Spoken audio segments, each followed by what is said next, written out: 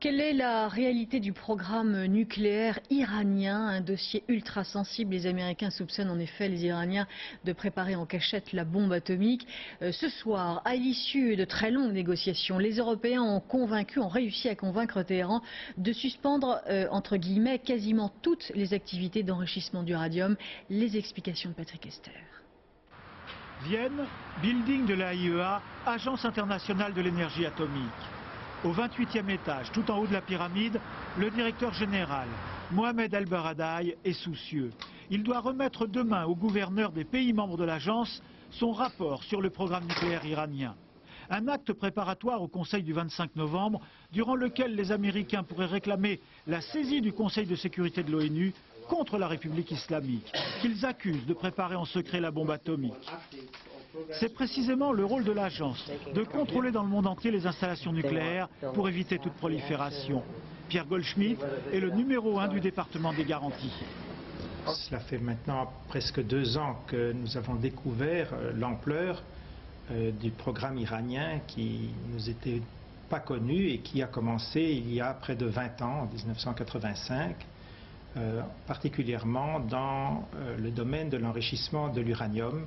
En Iran, les inspecteurs avaient accès à un certain nombre d'installations déclarées. Mais ils ont découvert récemment 2 sites nouveaux grâce aux satellites. Arak, une usine de production industrielle d'eau lourde qui laisse augurer un projet de réacteur de recherche susceptible de fournir du plutonium. Et Natanz, une installation géante de fabrication de centrifugeuses destinée à enrichir de l'uranium. Nous avons découvert des particules d'uranium légèrement et hautement enrichies qui n'étaient pas compatibles avec le programme qui nous était déclaré.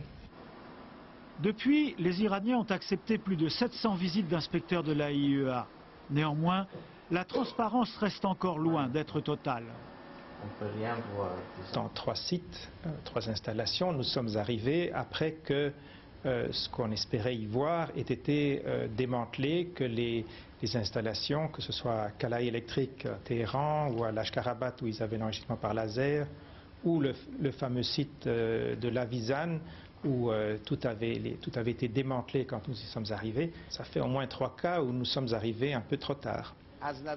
Ce soir, selon des sources diplomatiques proches de l'AIEA, les autorités iraniennes auraient accepté in extremis de suspendre leurs activités d'enrichissement d'uranium. Alors la question demeure, pourquoi un pays qui dispose des 3e réserves mondiales de pétrole veut-il absolument enrichir de l'uranium? À des fins civiles, comme l'affirment ses dirigeants, ou bien pour produire une arme nucléaire, comme le pensent de plus en plus de pays dans le monde, à commencer par les États-Unis?